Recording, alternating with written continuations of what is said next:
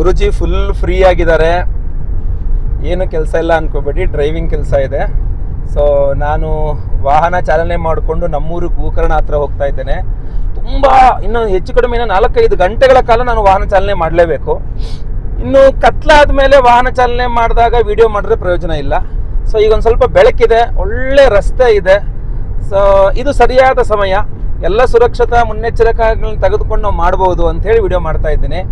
ಏನಪ್ಪ ಕೆಲಸ ಇಲ್ಲ, ಗುರುಗಳು ಆರಾಮಾಗಿ ಫ್ರೀಯಾಗಿ ಕೂತ್ಕೊಂಡಿದ್ದಾರೆ, ಏನೋ ಹೇಳ್ತಾರೆ ಅಂತ ಅನ್ಕೊಂಡ್ಬಿಡ್ರಿ. ಮತ್ತೆ ಬಟ್ ಉಪಯುಕ್ತ ಆಗೋಂಥದ್ದು, ನಿಮಗೆ ಉಪಯೋಗ ಆಗುವಂಥದ್ದು, ಸುರಕ್ಷತೆಯಿಂದ ಏನು ಕೊಡ್ಲಿಕ್ಕೆ ಸಾಧ್ಯ ಇದೆಯೋ ಅದನ್ನೇ ನಾನು ವ್ಯವಸ್ಥೆ ಮಾಡಿ ಕೊಡ್ತಾ ಇದ್ದೆ. ಈ ಬಾರಿಯ ಪಿತೃಪಕ್ಷ ಈಗಾಗಲೇ ಆರಂಭವಾಗಿದೆ. ಸೆಪ್ಟೆಂಬರ್ 21ನೇ ತಾರೀಕಿನ ತನಕ ಪಿತೃಪಕ್ಷ ಇದೆ. ಸೊ ಈ ಪಿತೃಪಕ್ಷ ಸಿಂಹರಾಶಿಯವರಿಗೆ ಬಹಳ ವಿಶೇಷವಾಗಲಿದೆ. ಯಾಕೆ ಸಿಂಹರಾಶಿಯವರಿಗೆ ವಿಶೇಷ ಅಂದ್ರೆ ಇಂಪಾರ್ಟೆಂಟ್. ನೀವು ಸಿಂಹರಾಶಿಯವರಾಗಿದ್ದು ಬಹಳ ಕಷ್ಟ ಅಂತ ಅನಿಸಿ ನೀವು ಜ್ಯೋತಿಷ್ಯಗಳ ಹತ್ರ ಹೋದಾಗ ಆ ಜ್ಯೋತಿಷ್ಯಗಳೇನಾದ್ರೂ ನಿಮಗೆ ಪ್ರೇತಬಾಧೆ ಇದೆ, ತೀರೋಗಿರೋರ್ ದೋಷ ಇದೆ, ಪಿತೃದೋಷ ಇದೆ, ಅದಕ್ಕೋಸ್ಕರ ನಿಮಗೆ ಮಕ್ಕಳಾಗ್ತಾ ಇಲ್ಲ, ಅದಕ್ಕೋಸ್ಕರ ನಿಮ್ಮ ಆರೋಗ್ಯ ಸರಿ ಇಲ್ಲ, ಆ ಪ್ರೇತ ಬಾಧೆಯಿಂದನೇ ನಿಮ್ಗೆಲ್ಲ ಕೋರ್ಟು ಕಚೇರಿ, ಅದರಿಂದನೇ ನಿಮಗೆ ಉದ್ಯೋಗ ವ್ಯಾಪಾರ ವ್ಯವಹಾರಾದಿ ಸಮಸ್ಯೆಗಳು, ಅದರಿಂದನೇ ಮದುವೆ ಆಗ್ತಾ ಇಲ್ಲ, ಈ ತರ ನಿಮ್ಮ ಕಷ್ಟಗಳಿಗೆ ಪಿತೃದೋಷ, ಪ್ರೇತ ಬಾಧೆ ಇವುಗಳು ಕಾರಣ ಅಂತ ನಿಮ್ಗೆ ಏನಾದ್ರು ಹೇಳಿದ್ರೆ ಅಥವಾ ಸೂಚಿಸಿದ್ರೆ, ಅಥವಾ ನಿಮಗೆ ಏನಾದ್ರು ಗೊತ್ತಿದ್ರೆ, ಫಾರ್ ಸಪೋಸ್ ಈಗ ನಿಮ್ಮ ಮನೆಯಲ್ಲಿ ಯಾವ್ದಾದ್ರು ಒಂದು ಅಪಮೃತ್ಯು ಆದ್ರೆ ನಿಮಗೆ ಗೊತ್ತಿರಾಗುತ್ತೆ. ನಿಮ್ಮ ಕುಟುಂಬದಲ್ಲಿ ಯಾವ್ದಾದ್ರು ಅಪಮೃತ್ಯು ಆಗಿದ್ರೆ ಈ ಹಿಂದೆ ನಿಮಗೆ ಗೊತ್ತಿರುತ್ತೆ. ಗುರುಗಳೇ ನಮ್ಮ ಮನೇಲಿ ನಮ್ಗೆ ಇಂಥವ್ರು ಸೋನ್ಸೋರು ಅವ್ರು ಆಕ್ಸಿಡೆಂಟ್ ಆಗಿ ಸತ್ತೋಗಿದ್ರು, ಅವ್ರು ಮತ್ತೊಂದೇನೋ ಆಗಿ ಸತ್ತೋದ್ರು, ಅಥವಾ ಯಾರೋ ಒಬ್ರು ಹಿಂಗ್ ತೀರೋಗಿದ್ದಾರೆ ನಮ್ಮ ಫ್ಯಾಮಿಲಿಯಲ್ಲಿ ಅಂತ.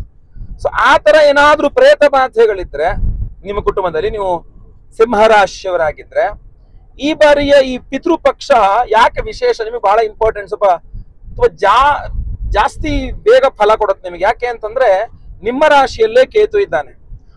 ಮೋಕ್ಷಕಾರಕನಾದ ಕೇತು ಗ್ರಹ ನಿಮ್ಮ ರಾಶಿಯಲ್ಲಿದ್ದು ಸಪ್ತಮದಲ್ಲಿ ನಿಮಗೆ ರಾಹು ಇದ್ದಾನೆ. ಸೊ ಈಗ ಗ್ರಹಣ ಕೂಡ ಅಷ್ಟೇ. ಈಗ ನೀವು ಆಕ್ಚುಲಿ 21ನೇ ತಾರೀಕು ಸೂರ್ಯಗ್ರಹಣ ಇದೆ ನಿಮ್ಮ ರಾಶಿ, ಸಿಂಹರಾಶಿಯಲ್ಲಿ ಸೂರ್ಯಗ್ರಹಣ ಆಗ್ತಾ ಇದೆ. ಅದು ಭಾರತದಲ್ಲಿ ಗೋಚಾರ ಇಲ್ಲ, ಅದರಿಂದ ಆಚರಣೆ ಇಲ್ಲ. ಬಟ್ ನಿಮ್ಮ ರಾಶಿಯಲ್ಲಿ ಗ್ರಹಣ ಅಂದಾಗ ನಿಮಗೆ ಫಲ ಇಲ್ಲದೆ ಇರ್ತದ ಅಂತ ಇರ್ಲಿ, ಅದ್ರ ಇನ್ನೊಂದು ಟಾಪಿಕ್ ನಾನು ಬೇರೆ ವಿಡಿಯೋ ಮಾಡ್ತೇನೆ. ಸೊ ಈ ನಿಮ್ಮ ರಾಶಿಯಲ್ಲಿ ಕೇತು ಇರೋದ್ರಿಂದ ಸಿಂಹರಾಶಿಯವರಿಗೆ ಬಹಳ ಅನುಕೂಲ. ಯಾವ ವಿಚಾರ ಅಂದ್ರೆ, ಈ ಪಿತೃಗಳ ಕಾರ್ಯ ಮಾಡಿಕೊಂಡ್ರೆ ಈ 21ನೇ ತಾರೀಕು ಒಳಗೆ ನೀವೇನಾದ್ರೂ ಸಿಂಹರಾಶಿಯವರು ವಿಶೇಷವಾಗಿ ಒಂದಿಷ್ಟು ಪಿತೃಗಳ, ನಾನೀಗ ಪರಿಹಾರ ಹೇಳ್ತೇನೆ ಏನ್ ಮಾಡಬಹುದು ಅಂತ, ಅದನ್ನೇನಾದ್ರೂ ನೀವು ಮಾಡ್ಕೊಂಡ್ರಿ ಅಂತಾದ್ರೆ ತುಂಬಾ ಅನುಕೂಲ ಆಗುತ್ತೆ, ಬೇಗ ಕೆಲಸ ಮಾಡುತ್ತೆ, ಬೇಗ ಪ್ರೇತ ಬಾಧೆಗಳೆಲ್ಲ ಪರಿಹಾರ ಆಗ್ಬಿಡುತ್ತೆ. ನೀವು ಸಿಂಹರಾಶಿಯವರಾಗಿದ್ದು 21ನೇ ತಾರೀಕು ಒಳಗೆ ಪಿತೃಗಳಿಗೆ ಸಂಬಂಧಪಟ್ಟಂತೆ ನೀವೇನಾದ್ರು ಪರಿಹಾರಗಳು ಮಾಡ್ಕೊಂಡ್ರೆ ಪ್ರೇತ ಬಾಧೆಗಳೆಲ್ಲ ಪರಿಹಾರ ಆಗತ್ತೆ. ಅದ್ರಲ್ಲಿ ಇನ್ನೊಂದು ಗಮನಿಸಬೇಕಾದ ವಿಚಾರ, ನಿಮಗೆ ತಂದೆ ತಾಯಿ ಇಬ್ರು ಬದುಕಿದ್ದಾರೆ ಅಂತ ಆದ್ರೆ ನೀವು ಏನು ಪರಿಹಾರ ಮಾಡಕ್ಕಾಗಲ್ಲ. ಈ ಒಂದು ಪಿತೃ ಪಕ್ಷವನ್ನು ಬಳಸ್ಕೊಳಕ್ ಆಗಲ್ಲ ದೋಷ ಪರಿಹಾರಕ್ಕೆ. ನಿಮ್ಮ ಅಜ್ಜ ಅಜ್ಜಿ ಅಂದ್ರೆ ನಿಮ್ಮ ತಂದೆ ತಾಯಿನೂ ಬದುಕೇ ಇದ್ದಾರೆ ಅಂತಂದ್ರೆ ನಿಮ್ಮ ಅಪ್ಪ ಅಮ್ಮನೂ ಮಾಡಕ್ಕಾಗಲ್ಲ. ಯಾಕಂದ್ರೆ ನಿಮ್ಮ ಅಜ್ಜ ಅಜ್ಜಿ ಬದುಕಿದ್ದಾರೆ, ನಿಮ್ಮ ಅಪ್ಪ ಅಮ್ಮನೂ ಮಾಡಕ್ ಬರಲ್ಲ. ಅದನ್ನ ಕೆಲವು ಕಡೆ ಆತರ ಸಮಸ್ಯೆಗಳಾಗತ್ತೆ. ಮನೆಯಲ್ಲೆಲ್ಲ ಇಲ್ಲಿ ಹಿರಿಯರೆಲ್ಲ ಬದುಕೇ ಇದ್ದ ಅವಾಗ ಏನು ಅವ್ರು ಮಾಡೋ ಅಧಿಕಾರ ಇರೋದಿಲ್ಲ. ಯಾರಿಗೆ ಅಪ್ಪ ಅಥವಾ ಅಮ್ಮ ಯಾರೋ ಒಬ್ಬರಾರು ಇಲ್ದೆ ಹೋದ್ರೆ ಮಾತ್ರ ಅವ್ರಿಗೆ ಅಧಿಕಾರ, ಆ ಒಂದು ಪ್ರೇತ ಕಾರ್ಯ ಪಿತೃ ಕಾರ್ಯಗಳು ಮಾಡುವ ಅಧಿಕಾರ ಬರ್ತದೆ. ಸೊ ಇಲ್ಲೇನಾಗುತ್ತಪ್ಪ ಅಂತಂದ್ರೆ, ನೀವು ಸಿಂಹರಾಶಿಯವರಾಗಿದ್ದು ನಿಮಗೆ ತುಂಬಾ ಪ್ರೇತ ಬಾಧೆ ಇದೆ ಹಾಗೂ ಅಧಿಕಾರ ಇದೆ ಅಂತ ಆದ್ರೆ, ಈ 21ನೇ ತಾರೀಕು ಒಳಗೆ, ಭಾನುವಾರ 21ನೇ ತಾರೀಕು ಒಳಗೆ, 21ನೇ ತಾರೀಕು ಮಹಾಲಯ ಅಮಾವಾಸ್ಯೆ. ಸೊ 21ನೇ ತಾರೀಕು ಒಳಗೆ ನಾನು ನಿಮಗೆ ಕೆಲವಿಷ್ಟು ಪರಿಹಾರಗಳನ್ನ ಹೇಳ್ತೇನೆ. ಆ ಪರಿಹಾರಗಳನ್ನ ನೀವು ಸಿಂಹರಾಶಿಯರು ಮಾಡ್ಲಿಕ್ಕೆ ಪ್ರಯತ್ನ ಮಾಡಿ. ಸಿಂಪಲ್ ಇಂದ ಹಿಡಿದು ದೊಡ್ಡದವರೆಗೂ ಹೇಳ್ತೇನೆ, ಯಾವ್ದಾಗುತ್ತೋ ಅದನ್ನ ಮಾಡಿ. ಯಾಕೆ ಸಿಂಪಲ್ ಇಂದ ಹಿಡಿದು ದೊಡ್ಡದವರೆಗೆ ಹೇಳ್ತೇನೆ ಅಂದ್ರೆ, ದೊಡ್ಡದು ಅಂದಾಗ ಖರ್ಚು ಜಾಸ್ತಿ ಆಗುತ್ತೆ, ಗೊತ್ತಿದೆ ಎಲ್ಲರಿಗೂ ವಿಚಾರ. ಆದ್ರೆ ಖರ್ಚು ಜಾಸ್ತಿ ಆಗುತ್ತೆ ಅಂತ ಸಾಲ ಮಾಡಿ ಶ್ರಾದ್ದ ಮಾಡಬಾರದು. ಸಾಲ ಮಾಡಿ ಶ್ರಾದ್ದ ಮಾಡಿದ್ರೆ ಆ ಶ್ರಾದ್ದ ವ್ಯರ್ಥ ಅಂತ ಸ್ಪಷ್ಟವಾಗಿ ಶಾಸ್ತ್ರದಲ್ಲಿ ಉಲ್ಲೇಖ ಇದೆ. ಸೊ ನೀವು ಗೋಲ್ಡ್ ಲೋನ್ ತಗೊಂಡ್ಬಂದು, ಗೋಲ್ಡ್ ಅಡ ಇಟ್ಬಿಟ್ಟು ದುಡ್ಡು ತಗೊಬಂದು ಏನಾದ್ರು ತೀರೋಗಿರೋರ್ ಕಾರ್ಯ ಮಾಡೋದು ಎಲ್ಲ ಮಾಡ್ರೆ ಅದು ವ್ಯರ್ಥ, ವೇಸ್ಟ್, ಮಾಡದಿರೋದು ಬೆಟರ್ಕಿನ್ನ ಅಂತ. ಸೊ ಅದರಿಂದ ನಿಮ್ಮ ಅರ್ನಿಂಗ್ಸ್, ನಿಮ್ಮ ಸಂಪಾದನೆಯಲ್ಲಿಯೇ ನೀವು ಈ ಪರಿಹಾರವನ್ನು ಮಾಡಬೇಕಾಗತ್ತೆ. ಸೊ ಹೀಗಿರುವಾಗ ನಿಮ್ಮ ಸಂಪಾದನೆ ಅನುಸರಿಸಿಕೊಂಡು ಅಥವಾ ಅದನ್ನ ನೋಡಿಕೊಂಡು ಮುಂದಿನ ಪ್ರಮಾಣದಲ್ಲಿ ನಾನು ಹೇಳುವ ಪರಿಹಾರಗಳನ್ನ ನೀವು ಯಾವುದಾಗುತ್ತೋ ಅದು ಮಾಡ್ಕೊಳ್ಬೇಕು. ಮೊದಲನೇದಾಗಿ ತರ್ಪಣಾದಿಗಳು ಬಹಳ ಮುಖ್ಯ. ತರ್ಪಣ ಬಿಡೋತಕ್ಕಂಥದ್ದು ಕರಿ ಎಳ್ಳು, ಅಕ್ಕಿ, ನೀರು, ಇದು ಮೂರು ಸೇರಿಸಿ ತರ್ಪಣವನ್ನು ಬಿಡತಕ್ಕಂಥದ್ದು. ಬೆಸ್ಟ್ ಕೆಲಸ, ನಿಮ್ ಮನೆ ಹತ್ತದಲ್ಲಿ ಯಾರು ಪುರೋಹಿತರಿದ್ರೆ ಅವ್ರನ್ನ ಮನೆಗೆ ಕರೆಸಿ, ಅಥವಾ ಹಿಂದಿನ ದಿವಸನೇ ಹೋಗಿ ಅವ್ರ ಹತ್ರ ಮಾತಾಡ್ಕೊಂಡು ನಾಳೆ ಬೆಳಗ್ಗೆ ನಮ್ಮ ಮನೆಗೆ ಬನ್ನಿ ಗುರುಗಳೇ ಅಂತ ಹೇಳಿ ಈ ತರ ಪಿತೃ ಕಾರ್ಯ ಅದೆಲ್ಲ ಪರಿಹಾರಕ್ಕೆ ಏನ್ ಮಾಡ್ಬೇಕು ಅಂತ ಸ್ವಲ್ಪ ತರ್ಪಣಾದಿಗಳು ಮಾಡ್ಕೊಡಿ ಅಂತ ಹೇಳಿದ್ರೆ ಅವ್ರು ಮಾಡ್ಕೊಡ್ತಾರೆ. ಸೊ ಬಹಳ ಇಂಪಾರ್ಟೆಂಟ್ ಆ ಮನೆ ಹತ್ರ ಪುರೋಹಿತರನ್ನ ಮಾತಾಡ್ಸ್ಕೊಳ್ಳೋದು. ಹಾಗೂ ಚಿಕ್ಕ ಪ್ರಮಾಣದಿಂದ ದೊಡ್ಡ ಪ್ರಮಾಣದವರೆಗೂ ನನ್ನ ಪರಿಹಾರಗಳ ಬಗ್ಗೆ ಹೇಳ್ತೇನೆ. ಬಹಳ ಮುಖ್ಯವಾಗಿ ತರ್ಪಣ ಮಾಡ್ಬೇಕು. ಅದರಲ್ಲೂ ನಿಮ್ ಮನೇಲಿ ಏನಾದ್ರೂ ಆಕ್ಸಿಡೆಂಟ್ ಆಗಿ ಸತ್ತೋದವ್ರು ಯಾರು ಇದ್ರೆ, ಈಗ ವಾಹನ ಆಕ್ಸಿಡೆಂಟ್ ಅಂತಾನೆ ಅಲ್ಲ, ಮರದಿಂದ ಬಿದ್ದೋದ್ರು, ಮತ್ತೊಂದೇನೋ ಕರೆಂಟ್ ಶಾಕ್ ಹೊಡಿತು, ಬೆಂಕಿ ಅನಾಹುತ ಆಯಿತು, ಅಥವಾ ನೀರಲ್ಲಿ ಮುಳುಗೋದ್ರು, ಯಾವುದೇ ರೀತಿಯಲ್ಲಿ ಸಾವಾಗಿದ್ರಲ್ಲಿ ಒಂದು ಕೆಟ್ಟ ಸಾವಾಗಿರುತ್ತದು. ಅಂತದ್ದಾದ್ರೆ 20ನೇ ತಾರೀಕು ನೆನ್ಪಿಟ್ಕೊಳ್ಳಿ, ಸೆಪ್ಟೆಂಬರ್ 20ನೇ ತಾರೀಕು ಶನಿವಾರ, ಅದು ಚತುರ್ದಶಿ, ಘಾತ ಚತುರ್ದಶಿ ಅಂತ ಕರೀತಾರೆ ಅದನ್ನ. ಸೊ ಘಾತ ಚತುರ್ದಶಿಯ ದಿವಸ ಆತರ ಏನಾದ್ರು ನಿಮ್ ಮನೆಯಲ್ಲಿ ಆ ರೀತಿ ಅಪಮೃತ್ಯು ಆಗಿದ್ರೆ ಘಾತ ಚತುರ್ದಶಿ ದಿವಸ ಮಾಡ್ಬೇಕು. ಇಲ್ಲ ಅಂತಂದ್ರೆ ನಾರ್ಮಲ್ ಆಗಿ ಇದಾಗಿದೆ ಅಂದ್ರೆ ಯಾವತ್ತು ಮಾಡಿದ್ರು ಪರವಾಗಿಲ್ಲ, 21ನೇ ತಾರೀಕು ಒಳಗೆ ಒಂದು ತರ್ಪಣ ಮಾಡಬೇಕು ತೀರೋಗಿರೋರ ಇದ್ರಲ್ಲಿ. ಆ ತರ್ಪಣ ಮಾಡಿದ ಪುರೋಹಿತರಿಗೆ ನೀವು ಸ್ವಯಂ ಪಾಕಾದಿ ದಾನಗಳನ್ನು ಮಾಡಬೇಕು. ಇಲ್ಲಿ ನಿಮ್ ಮನೇಲಿ ಊಟ ಮಾಡ್ತಾರೆ ಪುರೋಹಿತರು ಅಂದ್ರೆ ಊಟದ ವ್ಯವಸ್ಥೆ ಮಾಡೋದು ಅತ್ಯುತ್ತಮ. ಸಾಮಾನ್ಯವಾಗಿ ಅವ್ರು ಎಲ್ಲೂ ಯಾರ ಮನೆಯಲ್ಲೂ ಊಟ ಮಾಡಲ್ಲ ಪುರೋಹಿತರು. ಸೊ ಆದ್ರಿಂದಾಗಿ ಅವರಿಗೆ ಸ್ವಯಂ ಪಾಕವನ್ನು ಕೊಡಬೇಕು. ದಾನಾದಿಗಳಲ್ಲೂ ತುಂಬಾ ಸ್ಪಷ್ಟವಾಗಿ ಹೇಳಿದೆ, ಬೇಯಿಸದೇ ಇರುವಂತಹ ಕಾಳುಗಳು ಅಂತ ಹೇಳ್ತಾರೆ. ಅದು ಬೇಯಿಸದೇ ಇರುವ ಕಾಳುಗಳು ಅಂತ ಇವಾಗ ಯಾವುದೇ ನವಧಾನ್ಯಗಳಲ್ಲಿ ಯಾವ ಕಾಳು ಬೇಕಾದ್ರೂ ಕೊಡ್ಬೋದು, ಆಯ್ತಾ. ಅದು ವಿಶೇಷವಾಗಿ ಅಕ್ಕಿ, ಬೇಳೆ, ತರಕಾರಿ ಇಂಥದ್ದನ್ನೆಲ್ಲ ಸ್ವಯಂ ಪಾಕದಲ್ಲಿ ಕೊಡ್ಬೋದು. ಇನ್ನು ವಿಶೇಷವಾಗಿ ಆತರ ತರ್ಪಣ ಬಿಡಿಸಿ ಬರುವ ಪುರೋಹಿತರಿಗೆ ನೀವು ಈ ಸ್ವಯಂ ಪಾಕ ದಾನದ ಜೊತೆಯಲ್ಲಿ ಬಿಳಿಯ ಪಂಚೆಯನ್ನ ಕೊಡ್ತಕ್ಕಂಥದ್ದು ಬಹಳ ಇಂಪಾರ್ಟೆಂಟ್. ಬಿಳಿ ಪಂಚೆಯನ್ನು ಕೊಡಬಹುದು, ಕರಿ ಎಳ್ಳನ್ನ ದಾನ ಮಾಡಬಹುದು, ಕುಂಬಳಕಾಯಿ ದಾನ ಮಾಡಬಹುದು, ಆಮೇಲೆ ಕಂಬಳಿಯನ್ನು ದಾನ ಮಾಡ್ತಕ್ಕಂಥದ್ದಿದೆ, ಬೆಳ್ಳಿ ಬಂಗಾರಗಳು ದಾನ ಮಾಡುವಂಥದ್ದಿದೆ ಪದ್ಧತಿ. ಅದನ್ನ ನಿಮ್ಗೆ ಹೇಳಿದ್ರೆ ಮತ್ತೆ ಅದು ಬೇರೆ ಅರ್ಥವನ್ನು ತೆಗೆದುಕೊಂಡು ಹೋಗ್ತೀರಾ. ಆದ್ರೆ ಶಾಸ್ತ್ರದಲ್ಲಿ ಅದೆಲ್ಲ ಹಾಕಿದ್ದಾರೆ, ಇರ್ಲಿ ಒಂದ್ ಕಡೆ. ನೆಕ್ಸ್ಟ್ ದಾನಾದಿಗಳು ಮಾಡಿ ತರ್ಪಣಾದಿಗಳು ಮಾಡಿಸ್ತಕ್ಕಂಥದ್ದು. ಇದು ನಿಮ್ಮ ಮನೆಯಲ್ಲಿಯೇ ಚಿಕ್ಕದಾಗಿ ನೀವು ಮಾಡಿದ್ರು ಕೂಡ ಮಾಡಬಹುದು. ಇನ್ನು ಕೆಲವರು ಒಂದ್ ಸ್ವಲ್ಪ ಜಾಸ್ತಿ ಶಕ್ತಿ ಇದೆಯಪ್ಪ ಅನ್ನುವಂಥವ್ರು, ನಾನು ಅದಕ್ಕಿಂತ ಮುಂಚೆ ಇನ್ನು ಪುರೋಹಿತರನ್ನ ಕರೆಸಿ ತರ್ಪಣ ಬಿಡಿಸ್ಲಿಕ್ಕೆ ಕೂಡ ಶಕ್ತಿ ಇಲ್ಲ ಗುರುಗಳೇ, ಅದಕ್ಕೆ ಕೂಡ ಯಾಕಂದ್ರೆ ಅವ್ರೊಂದು 500,000 ಕೇಳ್ಬೋದು, 2,000 ಕೇಳ್ಬೋದೇನೋ, ನನ್ ಕೇಳಿ ಅದು ಕೊಡೋಕ್ಕೂ ದುಡ್ಡಿಲ್ಲ ಅನ್ನೋರ್ಗು ಇನ್ನೊಂದು ಹೇಳ್ತೀನಿ. ಅಂದ್ರೆ ಅಸಲ್ ದುಡ್ಡಿಲ್ಲ ಅಂತಕ್ಕಂತಂದ್ರೆ ಯಾರು ಪುರೋಹಿತರೆಲ್ಲ ಕರೆದೆಲ್ಲ ಮಾಡಕ್ ದುಡ್ಡಿಲ್ಲ ಅನ್ನುವಂಥವ್ರು ಕೂಡ ಏನ್ ಮಾಡಬಹುದು, 21ನೇ ತಾರೀಕಿನ ತನಕ ದಿನ ಬೆಳಗ್ಗೆ ತಿಂಡಿ ತಿನ್ನದೇನೆ ನೀವೇನ್ ಮಾಡ್ಬೇಕು, ಸ್ನಾನ ಮಾಡ್ಕೊಂಡ್ಬಂದು ಒಂದು 12 ಗಂಟೆ ಟೈಮ್ ತನಕ ಒಂದು ಅನ್ನ ಮಾಡಿ, ಅದಕ್ಕೆ 1-2 ಸ್ಪೂನ್ ಅಷ್ಟು, 1-2 ಬೊಗಸೆ ಅಷ್ಟು ಅನ್ನ ಮಾಡಿ, ಅದಕ್ಕೆ 1-2 ಸ್ಪೂನ್ ಕರಿ ಎಳ್ಳು ಹಾಕಿ, ಅನ್ನ ಕರಿ ಎಳ್ಳು ಮಿಕ್ಸ್ ಮಾಡಿ ಅದನ್ನ ಕಾಗೆಗಳಿಗೆ, ಪ್ರಾಣಿಗಳಿಗೆ ಹಾಕ್ತಕ್ಕಂಥದ್ದು.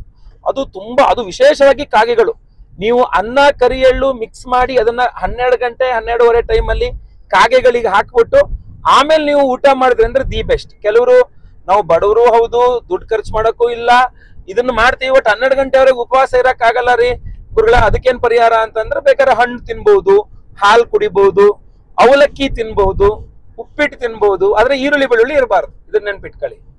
ಆತರ ಮಧ್ಯಾಹ್ನ 12 ಗಂಟೆಗೆ ಊಟ ಮಾಡೋಕ್ಕಿಂತ ಮುಂಚೆ ಒಂದು ಮಡಿಯಲ್ಲಿ ಸ್ನಾನ ಮಾಡ್ಕೊಂಡು ಅನ್ನ ಮಾಡ್ಕೊಂಡು ಅದಕ್ಕೊಂದ್ ಸ್ವಲ್ಪ ಕರಿ ಎಳ್ಳು ಹಾಕ್ಬಿಟ್ಟು ಆ ಅನ್ನಕ್ಕೆ ಅದನ್ನ ಕಾಗೆಗಳಿಗೆ ಹಾಕ್ಬಿಟ್ಟು ಆಮೇಲೆ ನೀವು ಊಟ ಮಾಡ್ತಕ್ಕಂಥದ್ದು ಕೂಡ ಒಂದು ಸಿಂಪಲ್ ಪರಿಹಾರ.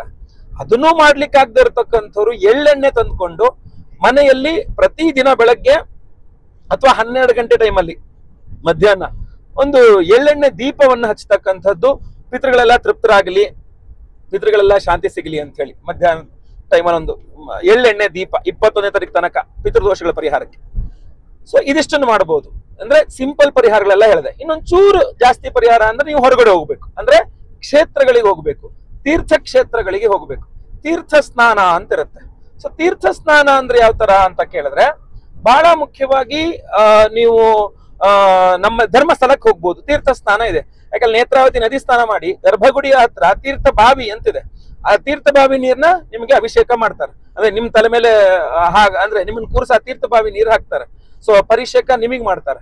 ಸೊ ಆ ತೀರ್ಥ ಸ್ನಾನ ಮಾಡಿಕೊಂಡು ರುದ್ರಾಭಿಷೇಕ ಮಾಡಿಸ್ಕೊಂಡು ಅಕ್ಕಿಯಲ್ಲಿ ತುಲಾಭಾರ ಮಾಡಿಸ್ಕೊಂಡು ಬಂದ್ರು ಪಕ್ಷದಲ್ಲಿ ನಿಮ್ಮ ಸಮಸ್ಯೆ ಪರಿಹಾರ ಆಗ್ತದೆ. ಅಷ್ಟಲ್ಲದೆ ಇನ್ನೇನ್ ಮಾಡಬಹುದು ಅಂತಂದ್ರೆ, ಕ್ಷೇತ್ರಗಳಲ್ಲಿ ನದಿ, ಅಲ್ಲಿ ನಮಗೆ ಸಪ್ತ ನದಿಗಳಲ್ಲಿ ನಮ್ಮಲ್ಲಿ ಒಂದು ನದಿ ಇದೆ ಕರ್ನಾಟಕದಲ್ಲಿ, ಅದು ನಮ್ಗೆ ಬಹಳ ಸಂತೋಷ. ಏನು, ಗಂಗೆ ಚ ಯಮುನೆ ಚೈವ ಗೋದಾವರಿ ಸರಸ್ವತಿ ನರ್ಮದಾ ಸಿಂಧು ಕಾವೇರಿ. ಕಾವೇರಿ ನಮ್ಮಲ್ಲಿದೆ. ಸೊ ಕಾವೇರಿ ತಾಯಿ ನಮ್ಮಲ್ಲೇ ಹುಡ್ತಾರೆ, ಕಾವೇರಿ ತಾಯಿ ನಮ್ಮಲ್ಲೇ ಹರಿದುಕೊಂಡು ಹೋಗ್ತಾರೆ. ಸೊ ಅದರಿಂದ ಕಾವೇರಿ ನದಿಗೆ ಹೋಗಿ ನೀವಲ್ಲಿ ಶ್ರೀರಂಗಪಟ್ಟಣದಲ್ಲಿ ಕಾವೇರಿ ನದಿ ಸ್ನಾನ ಮಾಡಿ ಆ ನದಿ ತಟದಲ್ಲಿಗೆ ತರ್ಪಣವನ್ನ ಬಿಟ್ಟು ಬರತಕ್ಕಂಥದ್ದು, ಅಲ್ಲಿ ತುಂಬಾ ಜನ ಪುರೋಹಿತರು ಸಿಗ್ತಾರೆ ನಿಮಗೆ, ಅಲ್ಲೇ ತರ್ಪಣ ಬಿಟ್ಟು ಬರತಕ್ಕಂಥದ್ದು ಅತ್ಯುತ್ತಮ. ಅಲ್ಲೇ ಅನ್ನ ಇತ್ಯಾದಿಗಳು ಕೊಡ್ತಾರೆ, ಪಿಂಡ ಪ್ರದಾನಾದಿಗಳು ಮಾಡಿ ತರ್ಪಣ ಮಾಡಿದ್ರು ಇನ್ನೂ ಉತ್ತಮ. ಇನ್ನು ನದಿ ಸ್ನಾನ ಅಲ್ದಿದ್ರೆ ನಿಮ್ಗೆ ಇನ್ನೂ ಶಕ್ತಿ ಇದೆ, ಉತ್ತರ ಭಾರತಕ್ಕೆ ಹೋಗಿ ಗಂಗಾ ನದಿ ಸ್ನಾನ ಮಾಡಿ ಅಲ್ಲೇ ಮಾಡ್ತೀನಿ, ಅಥವಾ ಗಯಾ ಹೋಗ್ತೀನಿ, ಕಾಶಿ ಹೋಗ್ತೀನಿ ಅಂದ್ರೆ ತುಂಬಾ ಸಂತೋಷ, ಹೋಗಿ ಮಾಡ್ಕೊಂಡ್ ಬರ್ಬೋದು. ಅಲ್ಲದೆ ಇರ್ತಕ್ಕಂಥವ್ರು ಎಲ್ಲಾ ನದಿಗಳು, ಸಪ್ತ ನದಿಗಳು ಬಿಟ್ಟು ಈ ಇರುವಂತಹ ಭಾರತಾದ್ಯಂತ ಇರುವಂತಹ ಎಲ್ಲಾ ನದಿಗಳು ಎಲ್ಲೋಗಿ ಸೇರ್ತದೆ, ಸಮುದ್ರಕ್ಕೆ ಹೋಗಿ ಸೇರ್ತದೆ. ಸೊ ಸಮುದ್ರ ಸ್ನಾನ ಮಾಡಿದ್ರೆ ನಿಮಗೆ ನದಿ ಸ್ನಾನ ಬಂಡೆ ಬಂತು. ಸೊ ಗೋಕರ್ಣಕ್ಕೆ ಹೋಗ್ಬಿಟ್ರೆ ಸಮುದ್ರ ಸ್ನಾನವನ್ನ ಮಾಡಿ ಅಲ್ಲಿ ಪಿಂಡ ಪ್ರದಾನ ಮಾಡಿ ತರ್ಪಣಾದಿಗಳು ಮಾಡ್ಕೊಂಡ್ ಬಂದ್ರೆ 21ನೇ ತಾರೀಕು ಒಳಗೆ ಖಂಡಿತವಾಗಿ ನಿಮ್ಮ ಪಿತೃಗಳ ದೋಷ ತುಂಬಾ ಮಟ್ಟಿಗೆ ಕಂಟ್ರೋಲಿಗೆ ಬಂದ್ಬಿಡುತ್ತೆ. ಇನ್ನೂ ಸ್ವಲ್ಪ ಶಕ್ತಿ ಇದ್ರೆ ಪ್ರೇತೋದ್ಧಾರ, ಮೋಕ್ಷ ನಾರಾಯಣ ಬಲಿ, ತ್ರಿಪಿಂಡಿ ಶ್ರಾದ್ದ, ತಿಲ ಹೋಮ ಇದೆಲ್ಲದೂ ಸಹ ಮಾಡಿಸ್ಬೋದು. ಸೊ ಕ್ಷೇತ್ರಗಳಲ್ಲಾದ್ರೂ ಆಗ್ಲಿ ಹೋಗಿ ಮಾಡಿಸ್ಕೊ ಬರ್ಬೋದು, ಇಲ್ಲ ಅಶಕ್ತರು ಮನೆಯಲ್ಲೂ ಮಾಡಿಸ್ಬೋದು. ಅಷ್ಟು ಕೂಡ ಆರ್ಥಿಕ ಶಕ್ತಿ ಇಲ್ಲ ಅಂದ್ರೆ ಚಿಕ್ಕದಾಗಾರು ಮಾಡ್ಬೋದು. ಸೊ ಇದಿಷ್ಟು ಸಹ ಯಾವ್ದಾದ್ರು ಒಂದು ಸಾಲವನ್ನು ಮಾಡದೆ, ನೆನ್ಪಿಟ್ಕೊಳ್ಳಿ, ಮತ್ತೆ ಪುನಃ ಹೇಳ್ತಾ ಇದೀನಿ, ದುಡ್ಡು ಸಾಲ ಮಾಡಬಾರ್ದು. ಸಾಲವನ್ನು ಮಾಡದೆ ನಿಮ್ಮದೇ ಆದ ಯಾವ್ದಾದ್ರು ಹಣದಲ್ಲಿ ನೀವು ನಿಮ್ಮ ಶಕ್ತಿಯಾನುಸಾರ ಈ 21ನೇ ತಾರೀಕು ಒಳಗೆ ನೀವು ಈ ಒಂದು 21ನೇ ತಾರೀಕು ಅಥವಾ ಅದ್ರ ಒಳಗೆ ನೀವು ಇಷ್ಟನ್ನು ಮಾಡ್ಕೊಂಡ್ರೆ ಖಂಡಿತವಾಗಿ ನಿಮ್ಮ ಪ್ರೇತ ಬಾಧೆ ಪಿತೃದೋಷಗಳೆಲ್ಲ ತುಂಬಾ ಮಟ್ಟಿಗೆ ಕಂಟ್ರೋಲ್ ಆಗ್ಬಿಡುತ್ತೆ, ದೋಷ ಪರಿಹಾರ ಆಗತ್ತೆ. ಇನ್ನು ಬಹಳ ಇಂಪಾರ್ಟೆಂಟ್, 21ನೇ ತಾರೀಕು ಮಹಾಲಯ ಅಮಾವಾಸ್ಯೆ, ಮಹಾ ಸೂರ್ಯಗ್ರಹಣ ಸಹ ಇದೆ. ಸೊ ಆದ್ರಿಂದ ಆ ಸೂರ್ಯಗ್ರಹಣ ಅದ್ರ ಬಗ್ಗೆ ರಿಲೇಟೆಡ್ ವಿಡಿಯೋಸ್ ಮಾಡ್ತೀನಿ ನಾನು ಬೇರೆ. ಬಟ್ ಸಿಂಹರಾಶಿಯಲ್ಲೇ ಗ್ರಹಣ, ಅದು ಆಚರಣೆ ಇಲ್ಲ, ಗ್ರಹಣಾಚರಣೆ ಇಲ್ಲ. ಸೊ ಆದ್ರಿಂದ ಬಹಳಷ್ಟು ಅದ್ರ ಬಗ್ಗೆ ಹೆಚ್ಚಿನ ವಿಡಿಯೋ ಯಾರು ಮಾಡಲ್ಲ. ಬಟ್ ನಾವು ವಿಶೇಷವಾಗಿ ಮಾಡ್ತಾ ಇದ್ದೇವೆ. ಸಹಸ್ರ ರವಿಶಾಂತಿ ಹೋಮ, ಮಹಾಚಂಡಿಕಾ ಯಾಗ ಮಾಡಿ ವಿಶೇಷವಾಗಿ ನಿಮ್ಗೆ ಈಗ ಸ್ಕ್ರೀನ್ ಮೇಲೆ ಕಾಣ್ತಾ ಇರತಕ್ಕಂತಹ ಒಂದು ಒರಿಜಿನಲ್ ರೂಬಿ ಮಾಣಿಕ್ಯ ರತ್ನವನ್ನೇ ಕೊಡ್ತಾ ಇದ್ದೇವೆ ನಾವು, ಗೊತ್ತಾಯ್ತಾ? ಸೊ ಆದ್ರಿಂದ ನೀವು ಅದ್ರ ಬಗ್ಗೆನೂ ಸಂಕಲ್ಪ ಸೇವೆ ಕೊಟ್ಕೊಳ್ಬಹುದು. ಆ ವಿಚಾರವೂ ಸಹ ಸಪರೇಟ್ ವಿಡಿಯೋಗಳನ್ನ ಮಾಡ್ತೇನೆ, ನಾನು ಮಾಡಿ ನಿಮ್ಗೆ ಅಪ್ಲೋಡ್ ಮಾಡ್ತೇನೆ.